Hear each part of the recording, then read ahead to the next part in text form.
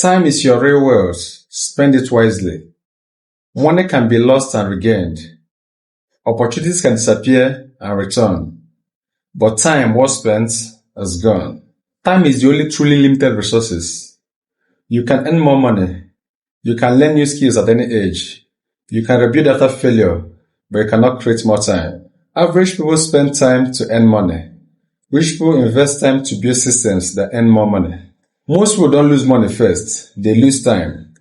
Endless scrolling, unproductive arguments, hanging around negative people, delaying important decisions, consuming without creating.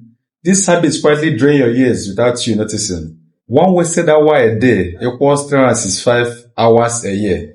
That's over 15 full days wasted a year. Spend time like an investor. Think of your time like capital.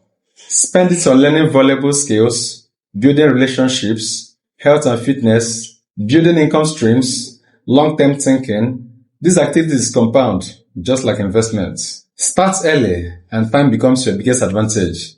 Someone who starts investing at age 25 has massive advantage over someone who starts at 45, even if the other person has more money. This is why time is more valuable than capital.